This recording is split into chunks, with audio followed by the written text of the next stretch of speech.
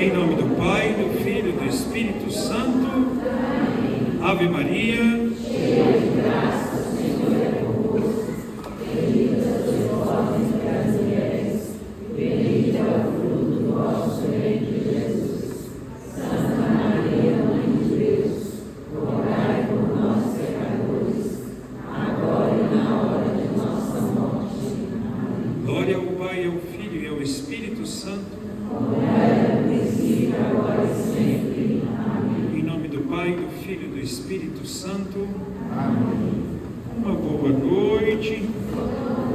Semana passada avançamos um pouquinho mais, né? Saímos daqui todos cansados. Hoje vamos um pouquinho menos. Estamos em clima de finalmente. Está terminando. Então vamos aqui agora nos ater. Vixe, quase que eu derrubo o microfone.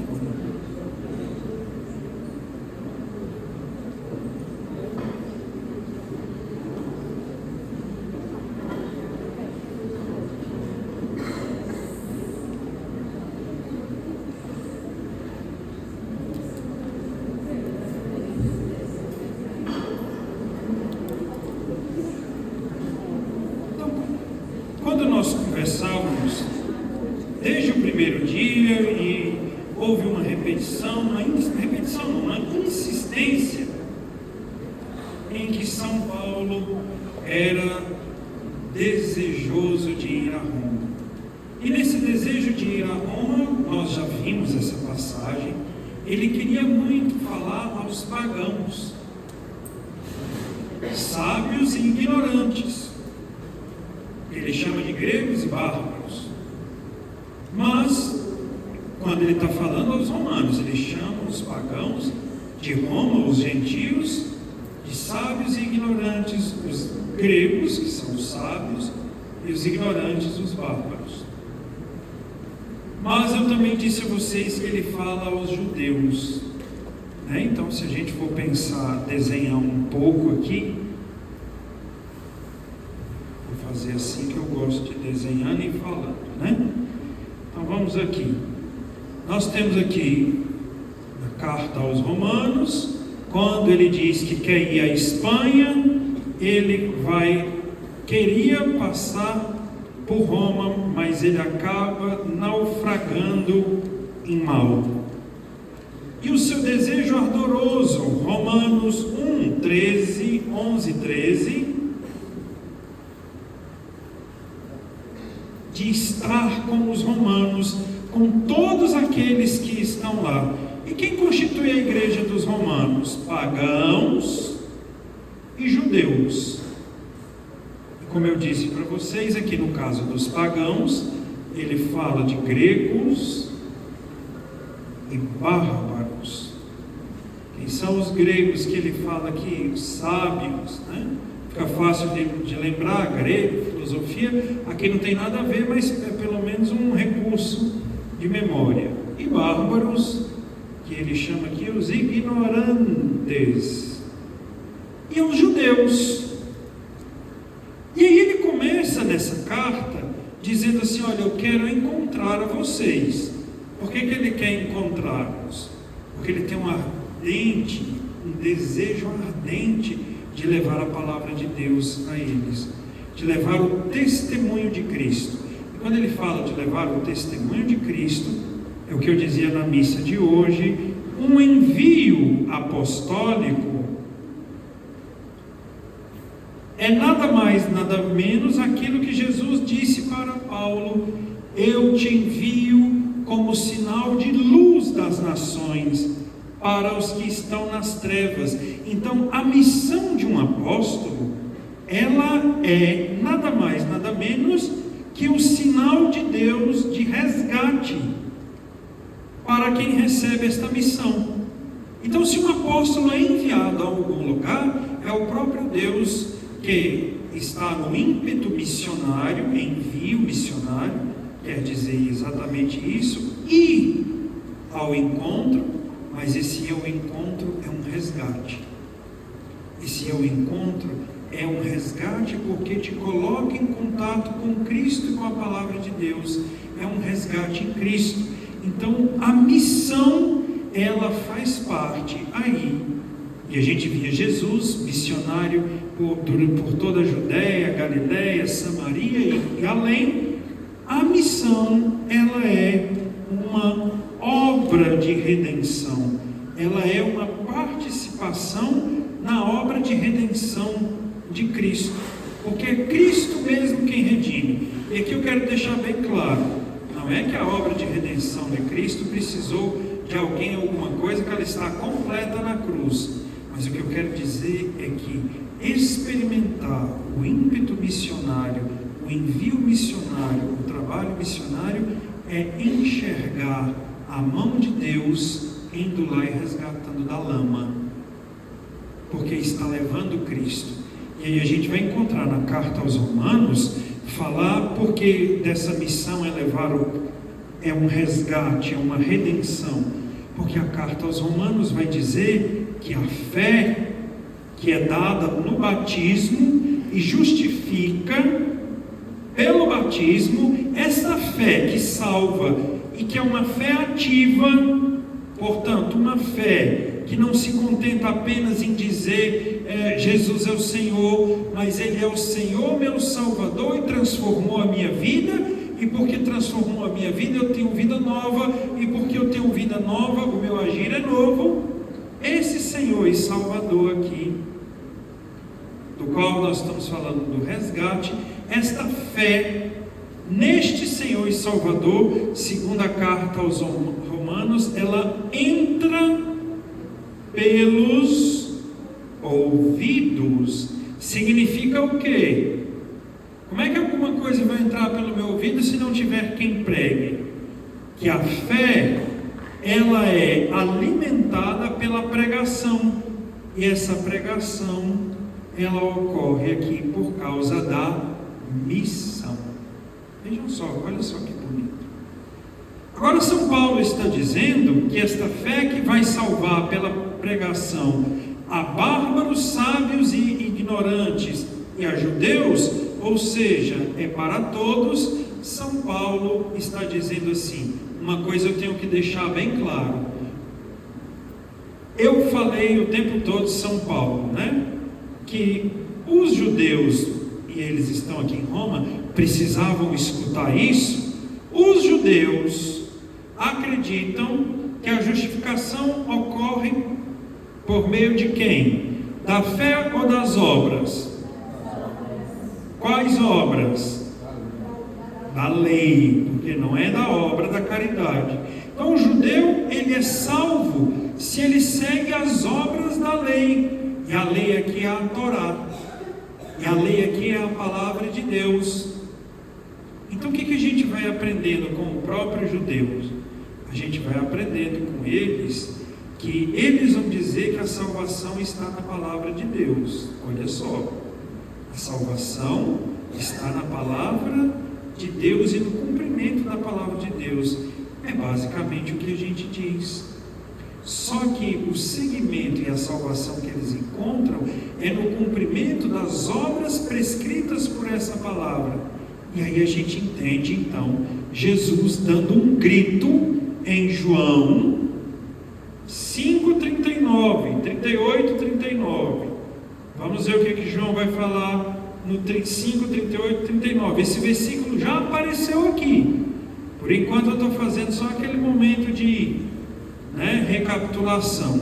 João 5, 38, 39. Vamos fazer a dinâmica do microfone, igual na semana passada, né? Se deu mal quem sentou aqui na frente, viu? Não se deu bem, né? Então vai lá, João 5, 38, 39.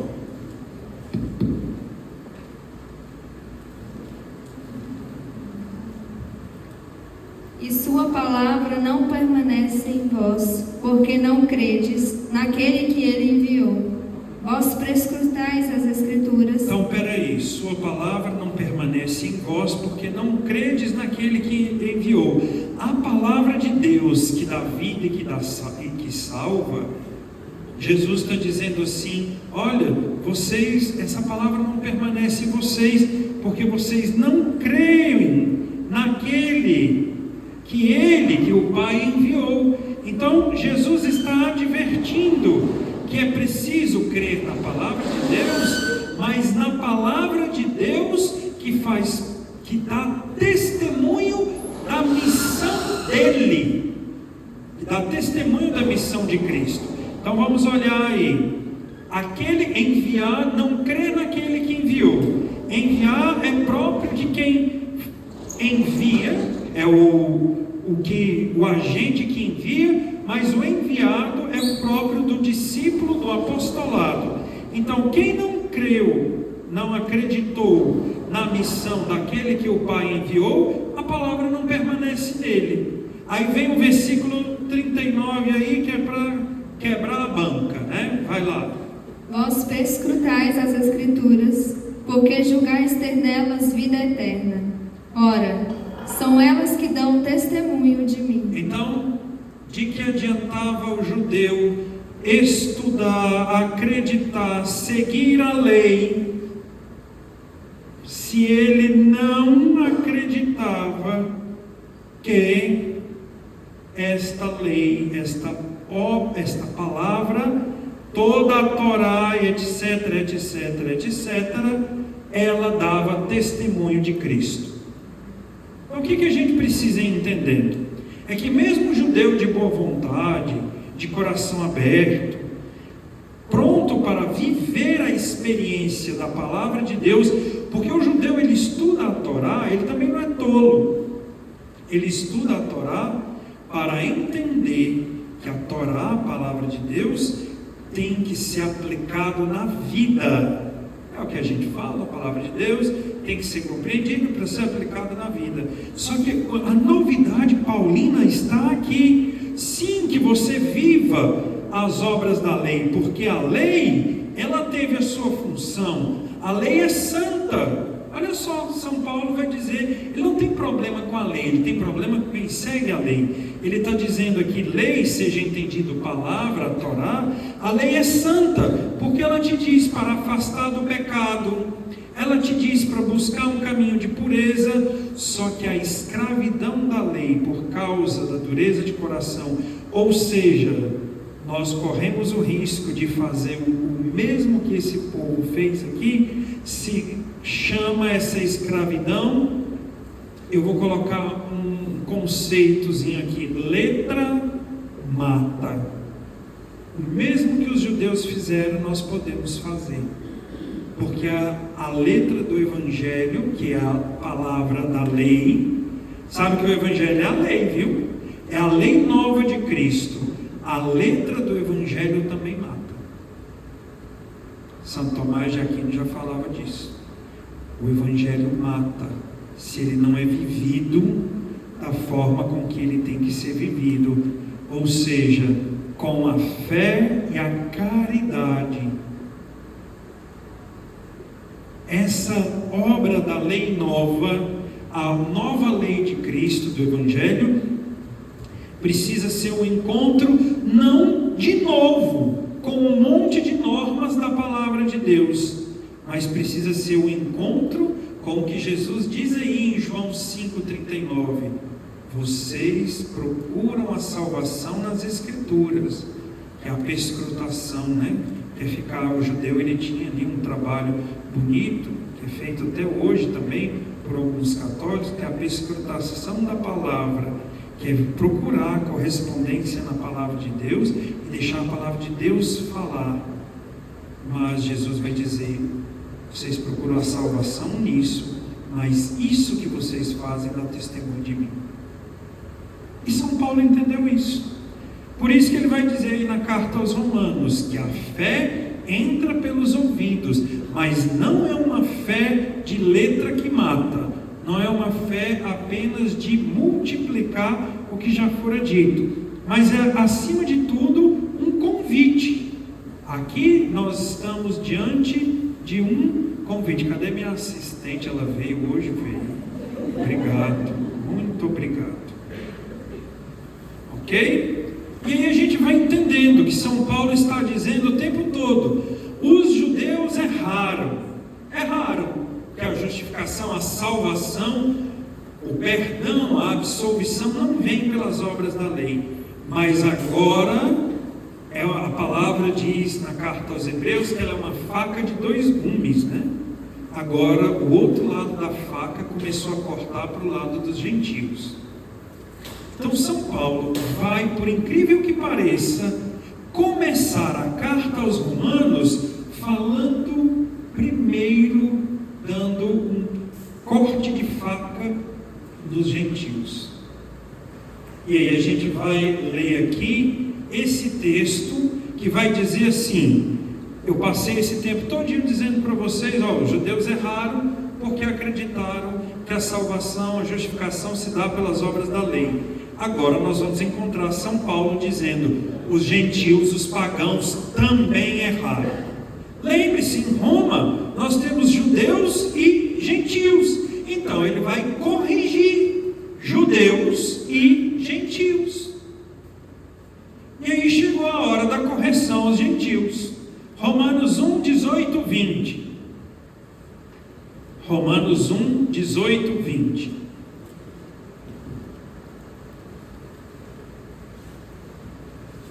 Manifesta-se com efeito a ira de Deus, do alto do céu, contra toda impiedade e injustiça dos homens, que mantém a verdade prisioneira da injustiça. Eita, tá falando que o negócio com Deus aí vai pegar fogo, né?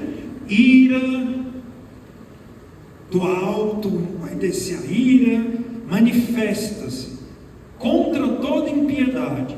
E contra toda impiedade de quem? Continua. Porque o que se pode conhecer de Deus é manifesto entre eles, pois Deus o revelou. Sua realidade... Está falando dos pagãos. O que se pode conhecer de Deus é manifesto entre eles, manifesto entre as nações, porque Deus lhe revelou. Como foi que Deus revelou? Por que a gente sabe que é aos pagãos? Porque o versículo seguinte vai dizer que Deus, como é que foi que Deus revelou? E a gente sabe que Ele revelou de um modo direto aos judeus, mas aos pagãos esse modo também direto aconteceu de modo natural aos pagãos, enquanto aos judeus foi de modo direto e sobrenatural. Então vamos ver o que ele vai dizer aí na carta aos Romanos. Vai lá. Que modo é esse de revelar?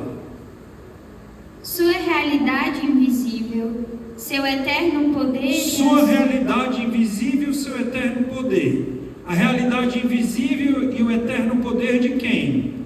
Quem é invisível? Quem é eterno? Quem tem um poder que dura para sempre? E Deus, e a carta está dizendo que tudo isso, o invisível de Deus, Ele deu a ver. O invisível de Deus, Ele deu a saber. O invisível de Deus, Ele deu a conhecer. Como? Continua. Seu eterno poder e sua divindade tornou-se inteligível desde a criação do mundo. Eita! O eterno poder de Deus e mais ainda, a divindade. Saber que Deus é Deus, tornou conhecido. Como? Desde a criação do mundo, está dizendo o texto. Como? Até agora não respondeu como, né? Cheio de perguntas. Mas como? Vamos ver a resposta. Através das criaturas, Pode ir. De sorte que não tem desculpa. Como é que Deus revelou toda a sua divindade, sua majestade, seu poder? Como que Ele fez isso? Através das criaturas. Ele está dizendo assim, de sorte que não tem desculpa. Não tem desculpa. Mas eu não conheci Deus. Não. A fé em Jesus Cristo entra pelos ouvidos. Mas eu não conheci Deus, eu sou pagão, eu estou aqui, eu não conheci. Tudo bem, você pode não ter conhecido, mas Ele se revelou aos seus antepassados Como que ele se revelou? Por meio da criação. Esses dias não, faz um tempo, alguém já viu aquele seriado Young Sheldon? É o Sheldon, né? Lá, o Sheldon pequenininho, né? E aí o Sheldon, ele é terrível, né? Que o Sheldon, desde criança, o Big Bang Teoria, né? Desde criança o Sheldon questiona Deus. E aí, um dia ele está lá no culto. Ele é protestante batista. Aí tudo que o pastor falava, ele levantava a mão e refutava. Não é verdade. E falava com resposta da ciência, né? Aí um dia a mãe dele, que era super religiosa, ali você tem querendo mostrar o confronto dos exageros, né? Uma criança cientista e uma mãe religiosa, super fideísta, né? Um racionalista e um fideísta. E aí de repente, naquela confusão, a mãe dele está meio descrente de tudo, querendo desistir, meio esperançosa, brava com Deus.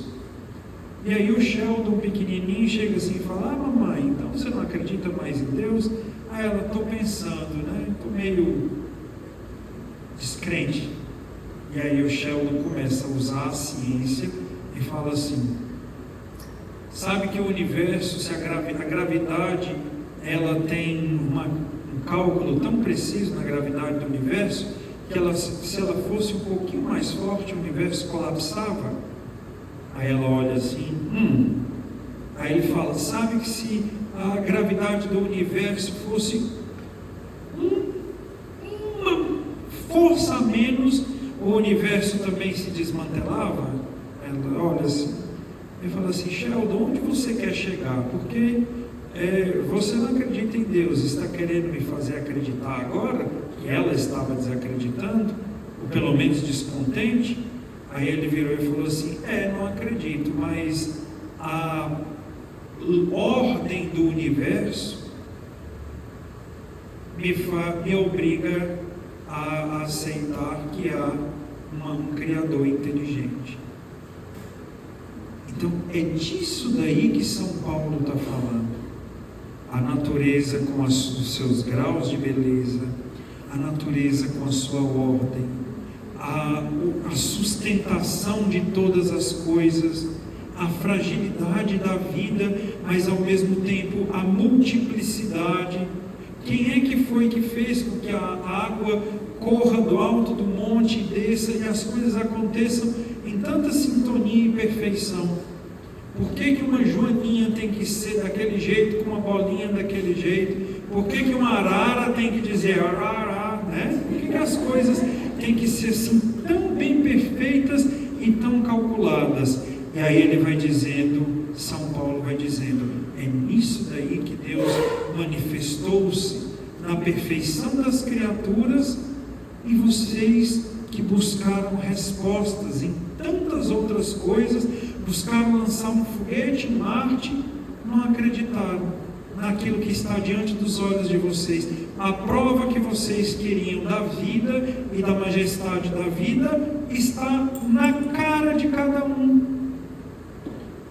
Continua aí, de onde tinha parado. Pois tendo conhecido a Deus, não o honraram como Deus, nem lhe renderam graças. Pelo contrário. É qual versículo? 21. Isso mesmo. Pois tendo conhecido a Deus, não o honraram como Deus, nem lhe renderam graças. Renderam graças. Pelo contrário, eles se perderam em vãos arrazoados. Em vãs conclusões, em vãos pensamentos. Eles se perderam. Esse é o problema da ciência quando ela tira os olhos de Deus. Se perde. Ciência caminha como uma asa ao lado da asa da fé. Belíssimo documento de São João Paulo II, Fé e Razão. Se você está voando e perde uma das asas, o voo não se sustenta. Então a fé precisa olhar para a razão, até porque a fé é racional. A fé precisa ser racional. Nós não estamos aqui lendo Bíblia para olhar para a Bíblia e dizer assim: nossa, isso aqui é tal e qual do jeito que está aqui ao pé da letra. Nós estamos usando a razão para mostrar que não é bem assim. Da mesma forma, a razão, ela não pode perder os olhos de Deus, porque aí nós vamos ver a admoestação, a chamada de atenção de São Paulo. Olha, cuidado, porque se entregaram aí às diversas coisas, aos diversos poderes e acabaram se perdendo. Então ele está passando a chamada nos gentios que começaram a buscar a resposta das coisas, se perdendo exatamente nas coisas. Olha só, começaram a buscar a resposta das coisas, se perdendo nas coisas. Quem é que já falava disso? Quem é que já falava? Não. Quem é que fala isso? Ele já morreu, mas tudo bem, os seus escritos estão aí vivos. Santo Agostinho: eis que eu buscava a ti na beleza das criaturas, e por causa da beleza das criaturas eu perdi encontrar a beleza do Criador. Como eu fui tolo, como eu te amei tarde. Eu devia ter te amado antes. Tarde eu te amei, beleza sempre antiga e sempre nova. Tarde eu te amei, beleza infinita. Ó meu Deus, eu me perdi na beleza das criaturas. Foi o que os pagãos fizeram. Só que os pagãos ainda levaram ao nível hard, né? Os pagãos, ao se perder, olhando para as criaturas, fizeram das criaturas Deus. Lê aí, continua.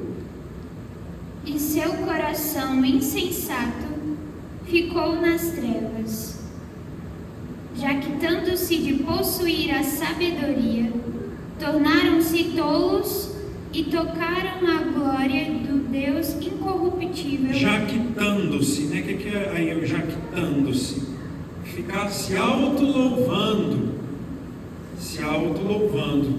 Já ouviram falar de jactância?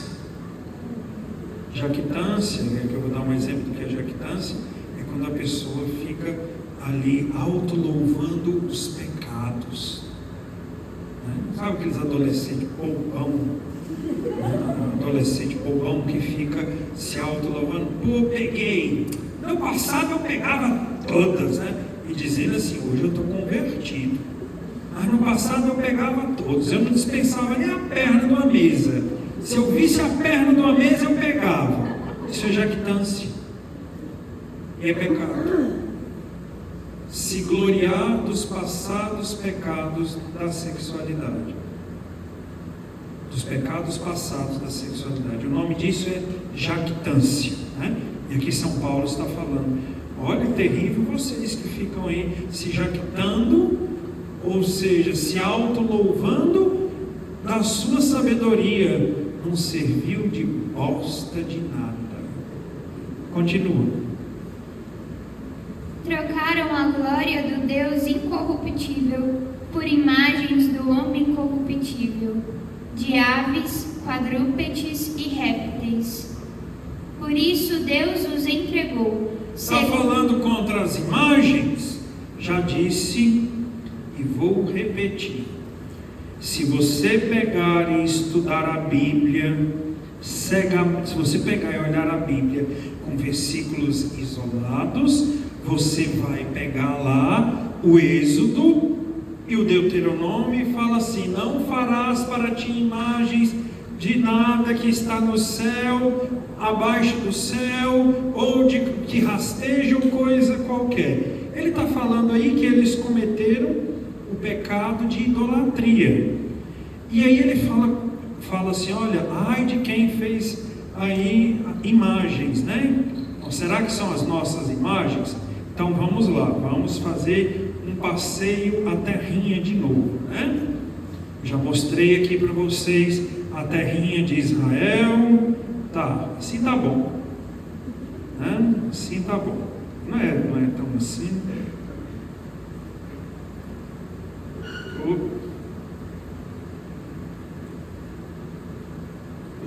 Já mostrei, né?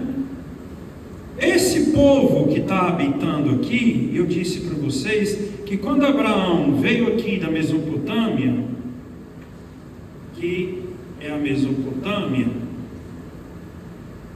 quando Abraão veio dessa região, saiu daqui do Progodó de Ur, da Mesopotâmia, foi para Padã e chegou aqui. Quando ele chegou aqui nessa terra, do lado de lá da terra, quando ele vai passando aqui no seu caminho até o Egito, quando Abraão chega nessa terra, tem a sua família, tem seus filhos, Isaac, Jacó, já tem gente morando nessa terra.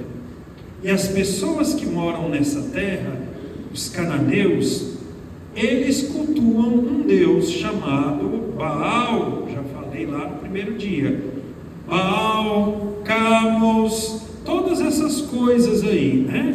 Tem um que Melcom, isso tudo são nomes dos deuses pagãos, todos nomes dos deuses pagãos, né? A gente poderia colocar mais um aí, a Pachamama, né? Então, enfim, isso é paganismo. O que é a Pachamama? Pachamama é a Mãe Terra. Mãe Terra não é Nossa Senhora. A Pachamama tem a ver aqui com os deuses tanto dos gregos, quanto dos egípcios, quanto daqui dos persas, dos babilônios e dos cananeus. O que é esse negócio de Mãe Terra? Esse negócio de Mãe Terra é você olhar e falar assim: existe uma fertilidade, a terra é fértil, e a terra fértil ela brota e dá a vida. Meu Deus do céu, a vida e tudo que foi criado vem de Deus. Mas esses povos antigos acreditavam que esse senhorzinho aqui, chamado Baal, senhor do clima e da tempestade e das chuvas, quando Baal, e a gente sabe que num lugar seco precisa de água, quando Baal fertilizava a terra, e a terra nutria vida e produzia alimentos, é uma sociedade agrária. Quando Baal fazia isso em Astarte, que era a deusa aqui da terra, e fertilizava ela, o que era o ato de fertilização? Era a chuva. Era a chuva. Quando Baal fertilizava a Mãe Terra dava a vida, né? Então isso é paganismo. Isso é paganismo. Não é à toa que o Papa Leão, esses dias, falando aos povos da Amazônia, quando se dirigia aos bispos, falava assim para eles: levem Cristo. Levem Cristo em primeiro lugar. E Cristo tem mãe, e não é a Mãe Terra. O nome dela se chama, como é que ela diz? É Maria? Maria é a titia da esquina, né? Bem-aventurada Virgem Maria, que é assim que a gente fala dela. Por que a gente fala dela assim? Porque foi assim que ela disse que todas as gerações vão me chamar de bem-aventurada. Então é a bem-aventurada Virgem Maria, Nossa Senhora, por causa de porque ela é a mãe de nosso Senhor. Mas enfim, voltando para cá, a gente vai encontrar todas essas religiões aqui. E como é que esses seres eram representados? Ou, no caso do Egito, com cabeça de animais, aves e quadrúpedes. Ou, como aqui, a imagem de um homem imagem de uma mulher que casaria com esse homem, né? Então essas são as imagens que as Sagradas Escrituras está falando. Não façam imagens, é em relação a essas coisas aqui, né? Nós vamos ter aí os deuses, tinha um deus dos cananeus, que corresponde a um deus dos egípcios, que eu não lembro o nome no Egito, mas um deus dos cananeus, vocês já ouviram certamente esse nome na Bíblia, chamado Dagon. E Dagon tinha cara de peixe, cabeça de peixe, né? Tinha cabeça de peixe. Então assim, é disso aqui que São Paulo está falando, não façais imagens.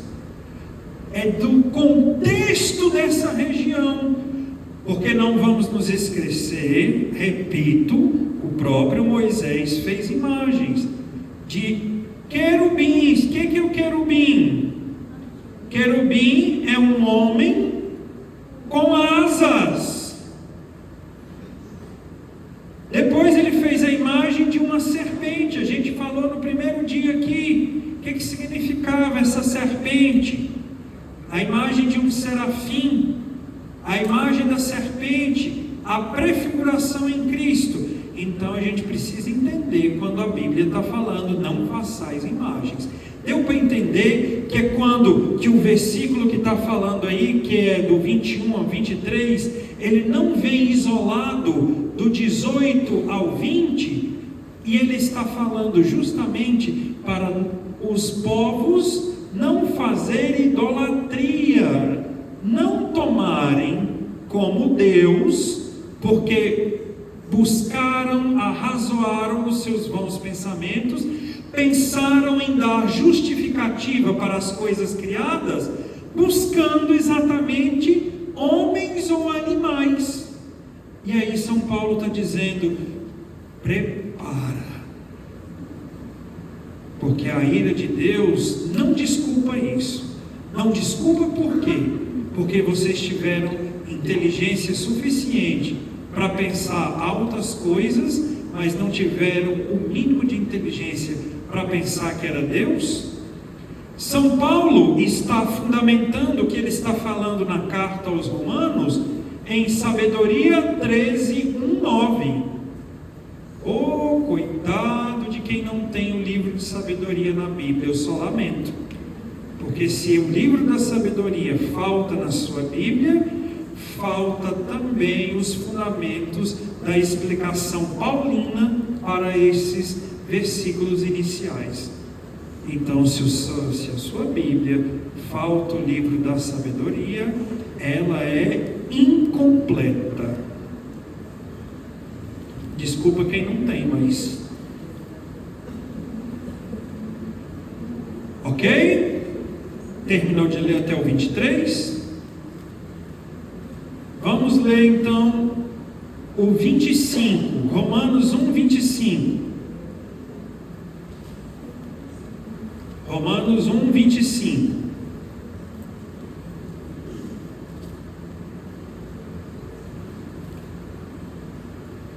Eles trocaram a verdade de Deus pela mentira, e adoraram e serviram a criatura em lugar do Criador. Eita!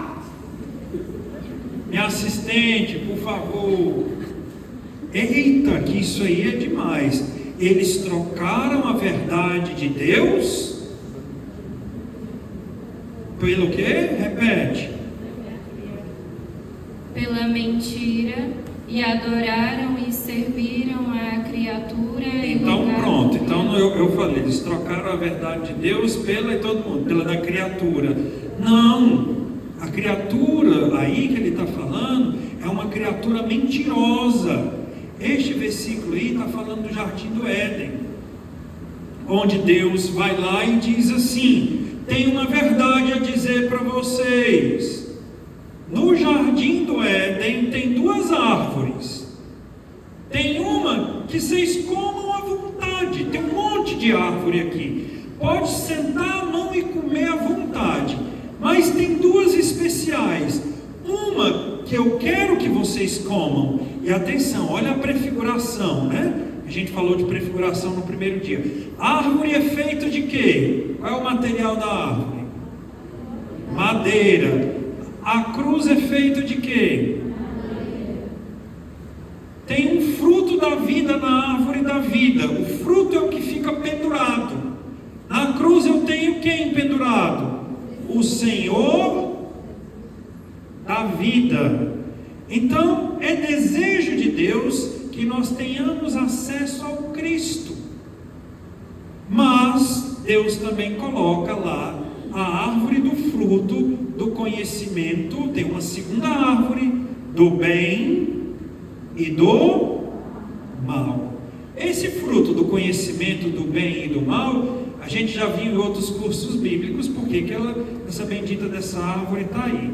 Mas para quem não viu, só resumindo, quando você vai até uma árvore e pega um fruto, você arvora para si. Você autoproclama aquilo que não é seu, agora é seu. O que é o fruto aqui? O bem e o mal. O que o diabo está fazendo com o homem? Pega o conhecimento, é fruto do conhecimento. Pega o conhecimento do bem e do mal e arvora, autoproclama que é seu.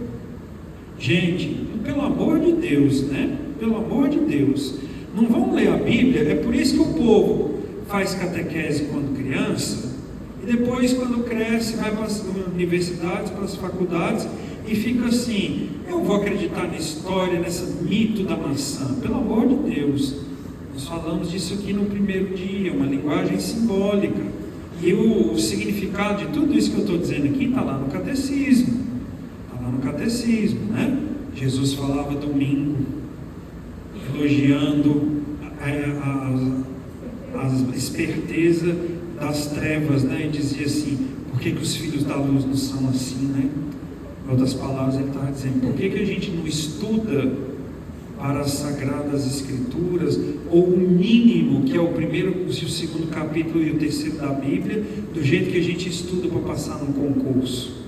Fica a dica, né? Fica a dica, né? Na verdade, fica a admoestação. Eu estudo tanto para as coisas deste mundo, sou tão esperto nas coisas do mundo, mas nas coisas da luz não. Então, aí o meu filho vai lá, faz catequese, ou eu mesmo sou catequista, e continuo dizendo que o problema está numa maçã desgraçada, quando o problema da maçã é o problema disso daqui, ó. É o homem tomar para si, querer se autoproclamar juiz do bem e do mal. É isso que significa esse fruto da maçã, que nem é maçã, né? Então, o homem não é juiz do bem e do mal. Isso se chama autonomia falsa, porque o homem está é uma autonomia envenenadora. O homem está dizendo assim: eu sei onde todas as coisas vão dar. Você não sabe nem se está vivo amanhã, meu irmão. Você não sabe amanhã, não. Hoje à noite, daqui a pouco, você não sabe. Você não sabe se vai ficar, se você hoje vai anoitecer com cabelo e amanhã você vai amanhecer careca. Você não sabe. Quantas pessoas, meu Deus, elas dormem sadias e amanhecem com câncer explosivo, e daí 3 dias falecem. Ninguém controla nada, mas Deus sabe tudo. Mas o homem achou que poderia arvorar isso para si. Achou sozinho? Não. Tinha uma criatura. É disso que ele está falando em Romanos 1:25. Tinha uma criatura, enquanto Deus vai lá e diz uma verdade.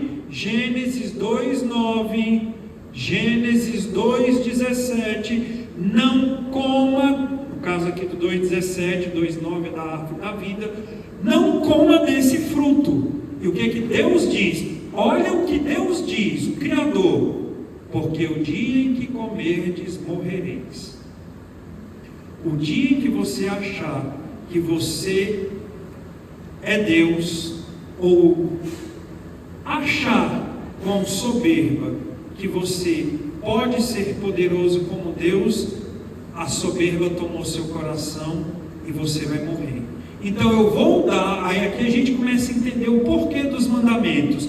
Porque eu, o Senhor, sei o que é bem e sei o que é mal, e porque eu sou bom, vou te dar uma lei, um mandamento, para que você, no amor, siga esta lei e não coma desse fruto. Só tinha um mandamento. O que é que o homem fez?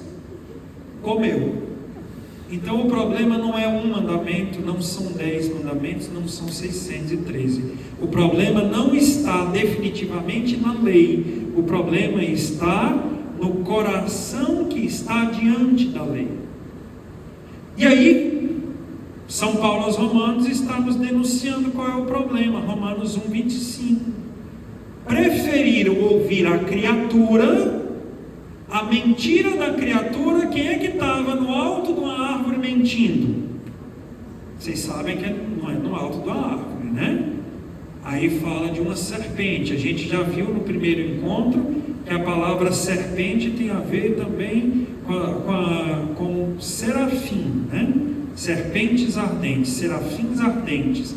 Então aqui tinha uma criatura mentirosa e enganadora.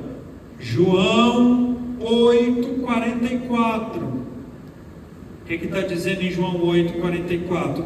Mentindo para o homem, e o homem preferiu ouvir quem? A voz de Gênesis 2:17 de Deus, ou dessa criatura safada e mentirosa? Preferiu ouvir a cobra mentirosa. E ao ouvir, cumpriu-se. São Paulo está descrevendo isso daí. Preferiu a mentira da criatura do que a verdade do Criador. Agora, como é que a gente sabe que essa cobra estava mentindo? Que o que ela estava falando era mentira e não foi o homem que fez alguma coisa errada no meio do caminho? Porque Jesus nos fala. João 8:44. Leia lá, João 8:44. Vós sois do diabo, vosso pai, e quereis realizar os desejos de vosso pai. Vós sois do diabo. Já pensou, né? Jesus alisa tem hora, né?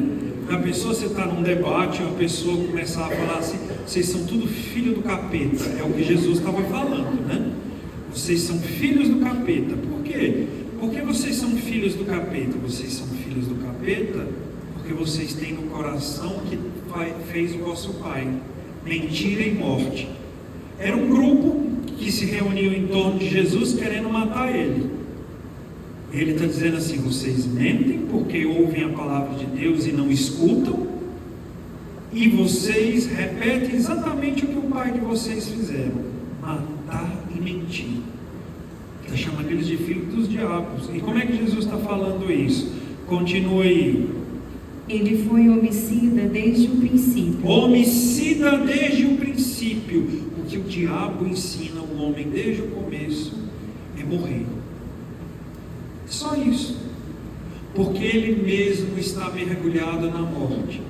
Ele não é a morte, ele mergulhou na morte. Vamos deixar claro que Deus criou ele bom, viu?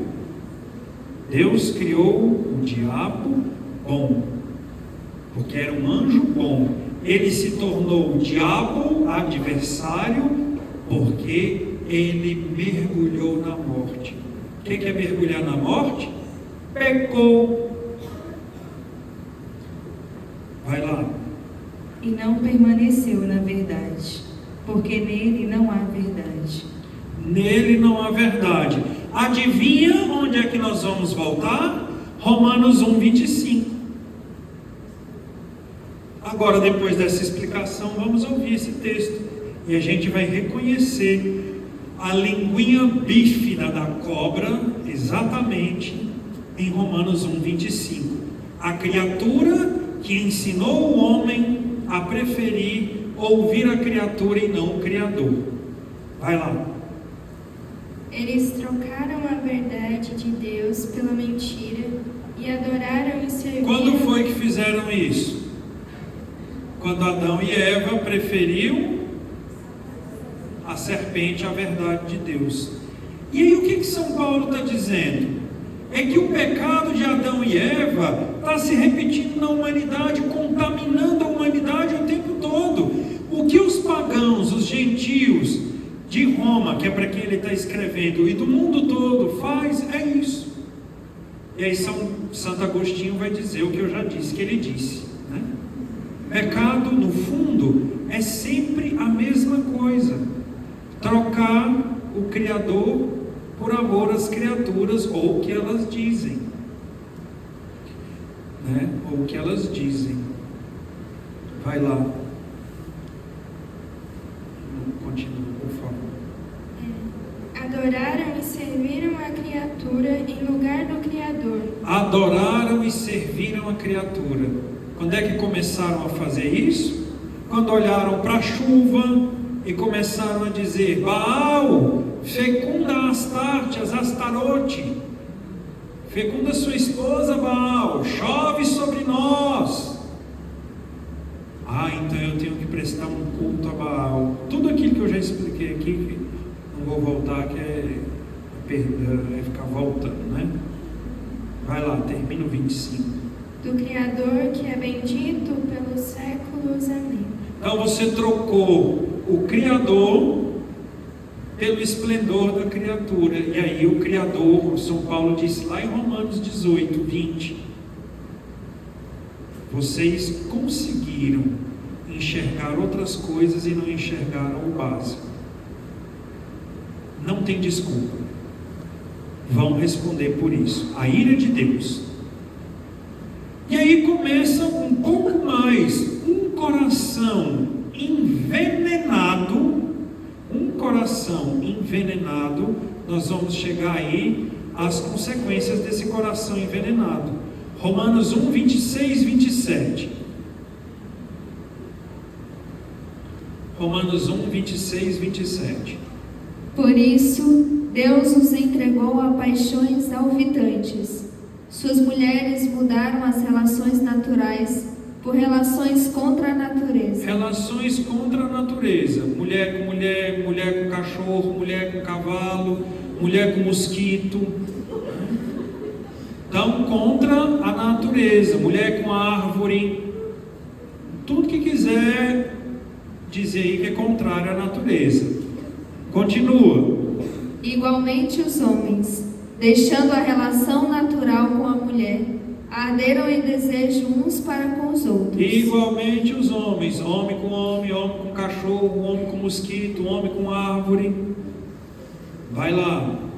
Praticando torpezas homens com homens e recebendo em si mesmos a paga da sua aberração. Então São Paulo está dizendo que estes pecados contra a natureza, eles são nada mais, nada menos que uma consequência da rebeldia contra Deus. Pecado é rebeldia contra Deus.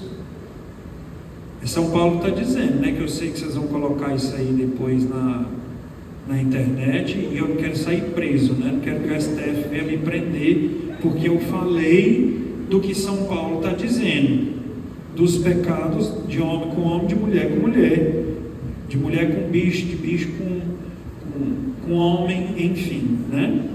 Estou dizendo o que São Paulo está aí dizendo.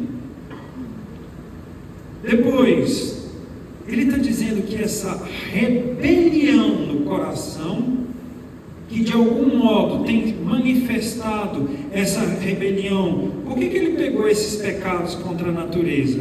Para dizer que os pecados, quando o pecado faz um ninho no coração, ele joga o homem no chão, até o mais baixo. E aí ele vai dizer em Romanos 1, 28, 32, ele vai descrever uma lista, vai dizer assim: vocês pensam que o pecado faz o homem descer? Vocês não viram nada, lá vai a lista, né? Lembra que eu falei lá no início que São Paulo, ele veio de uma cultura que tinha lista de vícios e virtudes, quer de conhecimento filosófico, estoicismo, quer de conhecimento religioso, teológico, judaísmo. Então vamos ver um pouco dessas listas. Eu não vou comentar não, porque senão não dá tempo de eu falar as outras coisas, né? Romanos 1, 28, 32, leia aí. Olha a listinha aí para um exame de consciência. Não para quem se confessa direto, né? Que valha-me Deus, não dá tempo. Mas aí, eu tenho 10 anos que não me confesso. Olha a listinha aí para você fazer o exame de consciência. Vai lá. E como não julgaram bom ter o conhecimento de Deus, Deus os entregou à sua mente, incapaz de julgar, para fazerem o que não convém. Repletos de toda sorte de injustiça, perversidade, avidez e malícia, cheios de inveja, assassínios, rixas, fraudes e malvadezas, detratores, caluniadores, inimigos de Deus, insolentes, arrogantes, fanfarrões, engenhosos do mal, rebeldes para com os pais. Vocês notaram que interessante aí? Fanfarronice, né? Bebedeira, cachaceira, festeira, sacanagem, sacanear, bullying com a cara do outro o tempo todo. Fanfarronice. Sinal de presença do pecado no coração. Eu gosto de farra. O que é que tem uma farra? Bom, se divertir como Jesus se divertia é uma coisa, mas já ficar na fanfarronice. Já viram aquelas pessoas que só estão bem se elas, eu vou usar um termo baixo aqui, se elas sacanear com a cara do outro? Que elas só estão bem o tempo todo se elas estiverem apontando o outro para diminuir o outro. E não estou nem falando de bullying, né? Porque um apelidinho de nada, isso aí nunca matou a nossa infância, nunca matou a nossa juventude. Mas eu estou falando de fanfarronice. Bebedeiras, jactâncias, as coisas todas que estão aí descritas por São Paulo. Não precisa, porque ele está reafirmando, tudo brota da rebeldia do coração contra Deus. Vai lá. Inimigos de Deus, insolentes, arrogantes, fanfarrões, engenhosos no mal, rebeldes para com os pais, insensatos, desleais, sem coração. Rebeldes para com... Tá o menino de pendurando na mãe, fazendo a mãe de gato e sapato, né? Lá na minha paróquia, a criança, ela pode pegar e de pendurar no cabelo da mãe e fazer uma gangorra. Eu, como padre, eu não vou falar. Mas pais, vocês não podem deixar isso não. Tem que colocar limite. Não pode deixar. Não pode ser assim.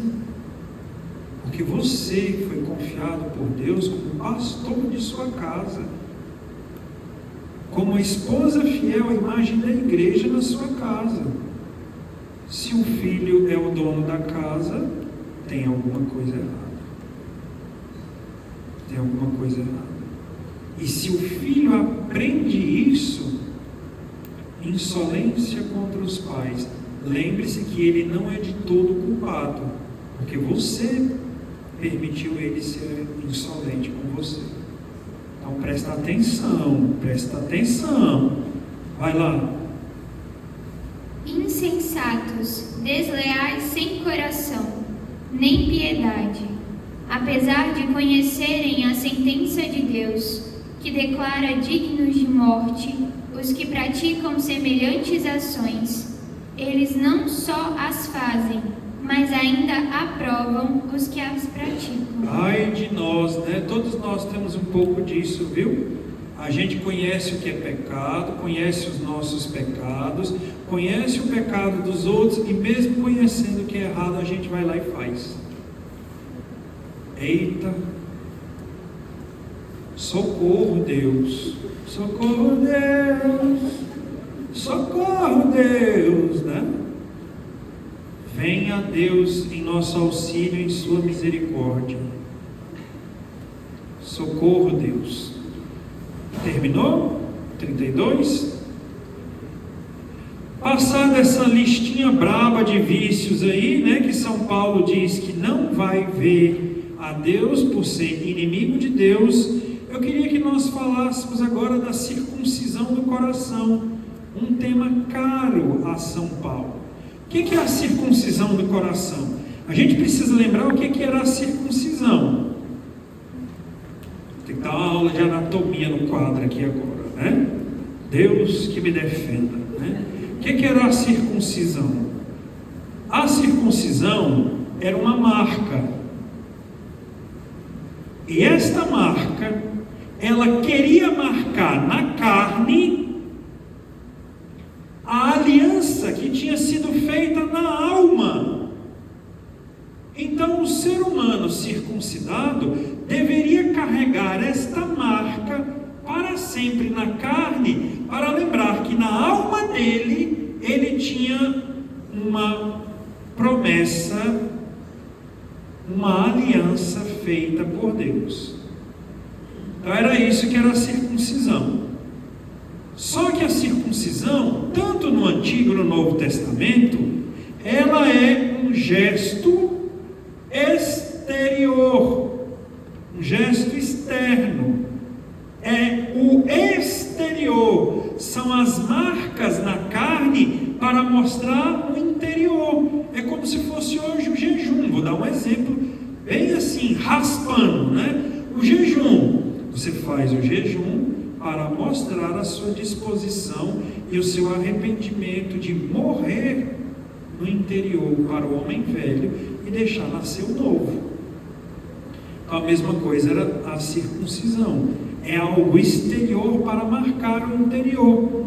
E essa vivência do exterior, como é que era marcada? Exatamente no pênis do homem, onde no excesso da pele, ali na glande, você cortava essa glande e deixava nele uma ferida eterna. Eterna não, até a morte, né? Abraão foi circuncidado, Jesus foi circuncidado. O que eu estou querendo dizer? Qual era a marca exterior da circuncisão? É o que hoje a gente chama de cirurgia de fimose. Sabia que na Segunda Guerra, na Alemanha, muito se descobria quem era judeu assim, abaixa as calças.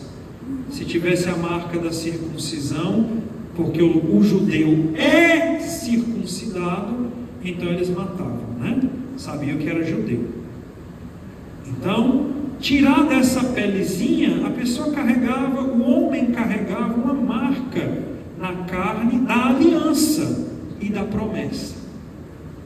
Só que já o Antigo Testamento falava que essa marca não poderia ser só na carne, tinha que ser na alma. Você cortava lá embaixo, mas a marca verdadeira tinha que estar aqui dentro, ó. Aqui dentro, eu fiz que é para dizer que é lá dentro, né? Tinha que entrar dentro do coração. Então, a marca maior tinha que estar aí. Levítico 26, 41. Levítico 26, 41. Levítico pertence a qual grupo de livros? Torá, a lei. Então vamos lá. Levítico 26, 41.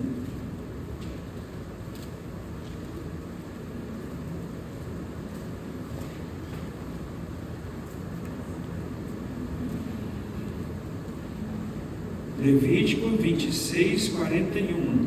Pode ler. Levítico 26, 41. Vai lá.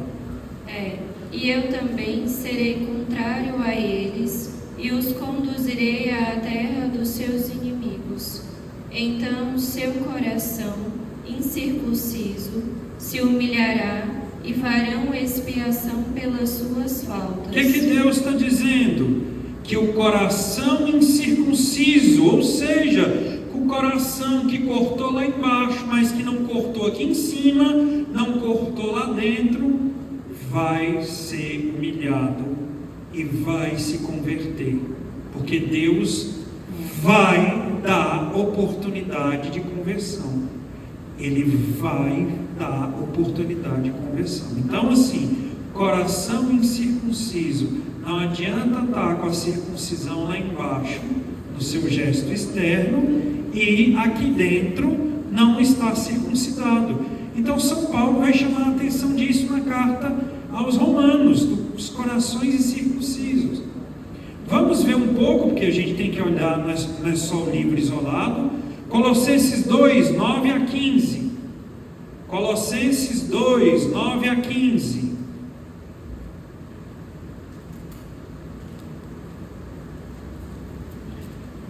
Leia aí, Colossenses 2, 9 a 15. Pois nele habita corporalmente toda a plenitude da divindade. Está falando de Jesus. Nele habita corporalmente toda a plenitude da divindade. No homem Jesus está quem? Deus. Na natureza humana de Jesus está em plenitude toda a natureza da divindade. E nele fostes levado à plenitude. Ele é a cabeça de todo o principado. Ele é a cabeça de tudo. Tudo foi feito nele, por ele e para ele. Vai lá. E de toda autoridade. Nele fostes circuncidados por circuncisão não feita por mão de homem. Em Cristo nós somos circuncidados por circuncisão não feita por mão de homens. Está falando da circuncisão da onde? Do coração ou de lá de baixo? Do coração. Em Cristo, ele está dizendo, nele fostes circuncidados. Em Cristo há uma marca no seu coração. Continua. Mas pelo desvestimento de vossa natureza carnal. Essa é a circuncisão de Cristo. Fostes sepultados com ele. Então não é na carne, é pelo desvestimento da natureza carnal. Não é na carne, mas é para morrer as obras da carne. Continua. Foste sepultado com ele no batismo. Ah, peraí. Então onde é que acontece a nova circuncisão? No batismo. Porque o batismo é exatamente aquele mergulho em Cristo que me comunica a fé ao coração. Mas aqui está a gravidade dos batizados. Eu não posso deixar com que o batismo, o meu batismo, se torne novamente um rito exterior. Porque no batismo eu fui sepultado com Cristo. Eu fui chamado em Cristo a morrer para os meus pecados e a viver para uma vida nova. Uau! Então a circuncisão agora, ela assumiu o caráter batismal, porque pelo batismo a minha alma, ela é marcada. A circuncisão marcava na carne, o batismo marca no espírito. Então, pelo batismo, eu tenho uma circuncisão na alma. E se eu tenho uma circuncisão na alma, eu sou chamado a agir conforme aquilo que está no meu coração. E aí começa a rebeldia do pecado, né? O pecado te põe para você agir contra você mesmo, com que Deus te marcou lá na alma. Como somos rebeldes, né? Como somos rebeldes. Vai lá. Também com ele ressuscitastes, pela fé no poder de Deus, que ressuscitou dos mortos.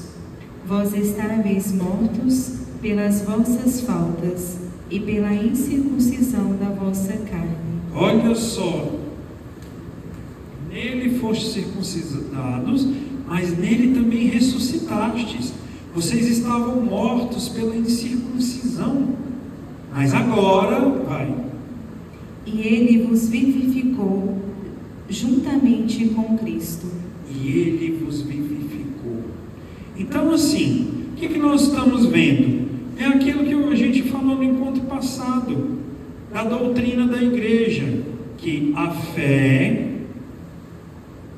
a justificação, acontece pela fé através de quem? Do batismo. Mas para aí, não, porque a fé, ela é só a semente, ela é o começo da justificação. A fé, a justificação se dá pela fé através do batismo. Então a fé, ela é a raiz da justificação, vai dizer o Concílio de Trento. Só que essa raiz frutifica nas obras. Então os frutos da fé batismal, na minha vida de batizado, eu vou ver aqui nas obras. Quais obras? São Paulo está o tempo todo falando de obras. As obras da lei? Não. Aí ele fala também de um outro tipo de obra, as obras da carne. Não, porque ele diz que quem semeia na carne vai morrer. Nas obras, tem outro termo que ele fala, obras da fé. Quando é que foi que ele falou de obras da fé? A gente viu no encontro passado. Fé agindo, obrando, agindo pela caridade. A gente viu isso em Gálatas 5, 4 a 6. Nós vimos isso, a fé ativa, lá de Tessalonicenses, que São Paulo fala. Só que ele fala ainda das obras do Espírito. Aí é o Espírito agindo também em nós, né? Não que aqui não seja o Espírito, mas aqui ele fala de quem experimentou a fé e obras no coração, produz agora frutos espirituais. Por isso que ele fala das obras do Espírito. É a ação do Espírito em nós. Mas essa ação do Espírito em nós, que está ligada aqui com o que é as obras da fé, são exatamente o que São Paulo fala demais, dos dons do Espírito, dos carismas e dos frutos do Espírito, que nós vamos encontrar também ao longo das cartas paulinas um monte de listinha. E aí nós vamos vendo que em toda a carta aos Romanos, que foi o curso que nós vimos até agora, passando até o capítulo 8, a intenção de São Paulo é apresentar para esses judeus e esses gregos que Cristo é o Senhor, é o Salvador, é o Redentor, e mais, o vitorioso. Se você entendeu tudo isso e chegou até aqui, então você entendeu que esse Senhor, Salvador, Redentor, blá blá blá blá blá blá blá blá, Romanos 8, versículo 5 e Romanos 8, 14 a 15. Tudo isso que esse Senhor fez e tudo isso que esse Senhor trabalhou em você como obras do Espírito e te deu a justificação nas obras da fé, tudo isso foi para te conduzir a uma vida no Espírito. Vai lá, Romanos 8, 5. Com efeito, os que vivem segundo a carne desejam as coisas da carne. Quem vive, quem semeia na carne, deseja carne. Como é que é isso de modo prático? Vício, gente. Se você cultiva um vício, você está semeando na carne. Quem semeia na carne está se alimentando da carne. Vício. Vai lá, continua. E os que vivem segundo o Espírito, as coisas que são do Espírito. Vivem segundo o Espírito as coisas que são do Espírito. Abrir-se aos dons, aos carismas e à prática das virtudes. Isso é viver segundo os dons e os frutos do Espírito. Vai lá. Lê agora Romanos 8, 14, 18. Todos os que são conduzidos pelo Espírito de Deus são filhos de Deus. Com efeito, não recebestes um espírito de escravos, para recair no temor, mas recebestes um espírito de filhos adotivos, pelo qual clamamos Abba, Pai. Não recebestes o espírito de escravos. Nós recebemos o espírito de filhos, e esse espírito clama em nós. O Espírito Santo reza em nós, ele grita em nós, para que a gente possa gritar ao Pai: meu papai. Vai lá. O próprio Espírito se une ao nosso espírito para testemunhar que somos filhos de Deus. E se somos filhos, O próprio Espírito se une ao meu espírito. Olha o Espírito Santo rezando em nós, para que juntos, nós e o Espírito Santo, repete. o próprio Espírito se une ao nosso para testemunhar que somos filhos de Deus. Nós e o Espírito Santo testemunhemos que por graça sobre graça somos filhos de Deus. Continua. E se somos filhos, somos também herdeiros, herdeiros de Deus e co-herdeiros de Cristo, pois sofremos com Ele para também com Ele sermos glorificados. Vale a pena sofrer? Próximo versículo.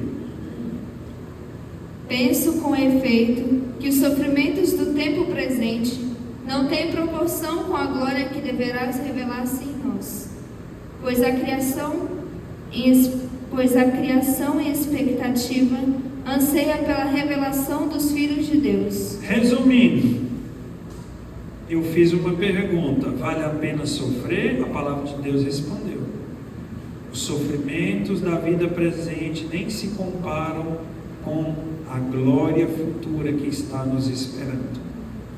Então, toda vez que você lutar contra você mesmo, que você lutar contra os outros, para semear no Espírito, que você lutar contra o pecado, e que você sofrer por causa disso, porque lutar contra si é o maior dos sofrimentos, que é quando você diz para a sua vontade: não, eu vou fazer a vontade do Pai. O nome disso é obediência. Dói porque é sacrifício da vontade. A obediência é sacrificar a vontade. Toda vez que você fizer isso, você então está sofrendo, e você, quando estiver lá, quer no seu sofrimento espiritual ou no seu sofrimento físico, ofereça a Deus. Está podre em cima de uma cama, sabendo que a qualquer hora vai morrer. Não se desespere, porque nem se compara os sofrimentos presentes em comparação com a glória futura que te está esperando. Se é palavra de Deus, é promessa. É promessa, minha gente. A gente tem que aprender a rezar assim. Quando você estiver ali naquela dor, pega esse versículo aí, Romanos 8, versículo 18, né? Romanos 8, versículo 18. Lê ele. Está sofrendo, está o superior te dando bronca, está o chefe no emprego, está o filho ou a filha, o marido ou a esposa. Não pensa logo em separar de primeira, não. Ele é um traste, mas é um traste que Deus está lhe dando a oportunidade de você oferecer o sofrimento por ele. Não estou falando de violência, não, né? Violência doméstica, se for com violência doméstica para você, seja esperta. Estou falando de suportar as dificuldades uns dos outros, na alegria e na tristeza, na saúde e na doença. Pega esse versículo, reza esse versículo. Vai lá. Não, já basta, né? Capítulo 9 em diante. Então, falou-se muito que a lei não salva, e aí a gente ficou com aquela sensação assim de que os gentios então, os judeus então estão lascados, porque os gentios têm a chance deles e os judeus perderam a vez. nos capítulos 9, 10 e 11, São Paulo vai dizer assim: os judeus abandonaram a aliança, mas Deus não os abandonou. Uau! Deus não os abandonou. Eles trocaram Deus, mas Deus continua vindo em socorro deles. Então, a salvação pode chegar aos judeus? Pode. É preciso que eles se convertam. E São Paulo vai dizer: eu tenho fé que eles se converterão a Cristo. Capítulo 11, versículo 2. Lembra que eu contei aqui a história de Elias e do sacrifício de Elias? Lembra? É porque São Paulo está falando disso. Capítulo 11, versículo 2. Não repudiou Deus o seu povo que de antemão conhecera, ou não sabeis o que diz a Escritura, a propósito de Elias. Então Deus não repudiou o seu povo. Não repudiou Deus o seu povo que já tinha conhecido Deus e mesmo assim abandonou? Por acaso Deus não foi lá e suscitou o profeta Elias para recuperar todo o povo? Continua. Como ele interpela a Deus contra Israel: Senhor, eles mataram teus profetas, arrasaram teus altares, só fiquei eu e querem tirar minha vida. Mas que lhe responde o oráculo divino: reservei para mim 7.000 homens, que não dobraram o joelho a Baal. Ou seja, na história de Elias, quando se pensou que tudo estava perdido, Deus está dizendo assim: o povo me traiu, mas eu preparei um restinho, para desse restinho começar tudo de novo. Eu não esqueci a minha aliança com Israel. É o que Deus está dizendo. É o que São Paulo está dizendo. Que Deus não se esqueceu da sua aliança com Israel. Apesar de Israel ter esquecido de Deus, Deus não se esqueceu de Israel. Então ele fala de um resto. O que é o resto de Israel? Quando aconteceu o exílio da Babilônia, aqui o desenhozinho de novo, né? Só que dessa vez a Babilônia. Babilônia. Sabe onde é que fica a Babilônia? Sabe? No Iraque. Na região do Iraque. Babilônia e a Síria. Então aqui, quando o povo foi levado, quando o Senhor retirou o seu povo para o cativeiro, aqui na Babilônia, e não foi bem lá, foi mais ou menos aqui assim, vírgula. Quando o seu povo salvou o seu povo, quando Deus retirou o seu povo, esse povo experimentou a escravidão de 597 a.C. até 538 a.C. Mas esse povo, quando fala resto de Israel, resto não foi o que ficou lá não. O resto de Israel foi o que veio para o sofrimento e ainda assim aprendeu com o sofrimento a ser fiel a Deus. Então o resto de Israel é aquele que é fiel a Deus, porém purificado. O que o Senhor está dizendo é que Israel terá um resto. São Paulo está recuperando a teologia do resto. Israel terá um resto que vai se converter a Cristo. É claro que ele está falando da época dele, de São Paulo, mas a palavra de Deus é viva, então certamente teremos ainda judeus convertidos a Cristo. Então encerro, e aí vocês leem o resto da carta e vai ver lá que São Paulo está dando conselhos práticos para a vida do cristão. Encerro dizendo a vocês que foi uma maravilha estar junto com vocês. A Ricardo agora deve voltar para fazer aquele monte de sorteio, e hoje eu vou fazer o contrário. Enquanto vocês sorteiam, eu vou lanchar. vocês vão ficar aqui no sorteio, que eu não posso comer depois de uma certa hora. Enquanto ele nos conduz no sorteio, quero agradecer a vocês esse momento lindo, maravilhoso, que podemos estar todos aqui juntos, partilhando um pouquinho da palavra de Deus, e abro agora para alguma ou outra pergunta. Perguntas! Vamos lá! Quem tem alguma pergunta, pelo amor de Deus, sobre o que foi dito nesses dias, né?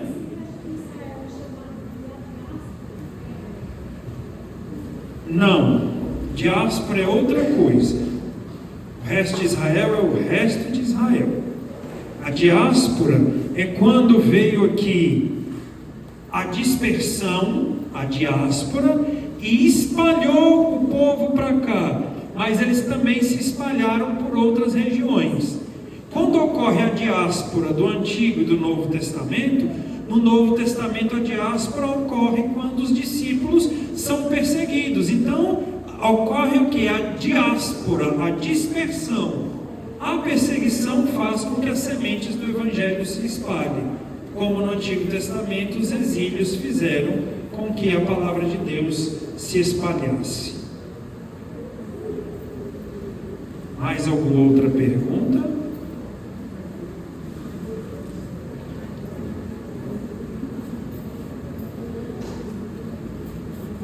O padre vai vir fazer o sorteio. Cadê ele? Cadê ele? Por rolar nada, vocês vão sortear e eu vou lanchar. Então, obrigado vocês, né? Espera aí que o padre e os meninos vão aqui sortear. Vamos fazer o sorteio. Eu vou cumprir a minha promessa com a Ruth. Cadê a Ruth? Cadê a Ruth? Está aqui, ó.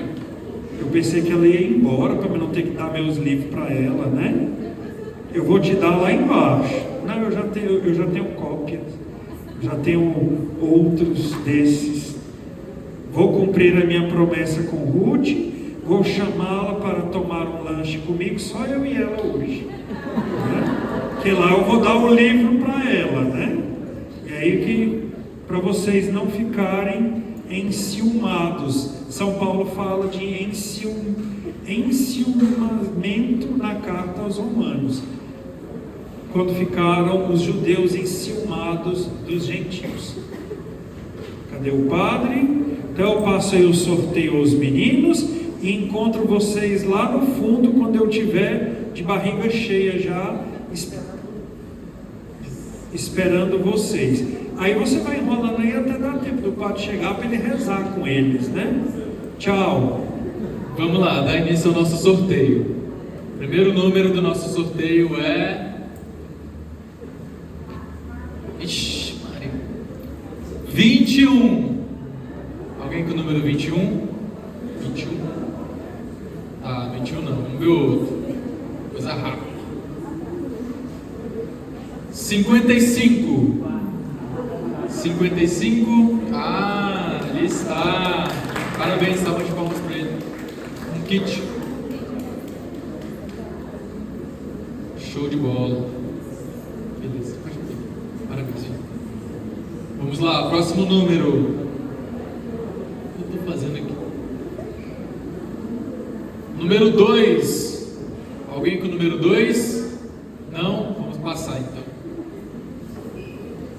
Próximo número 91.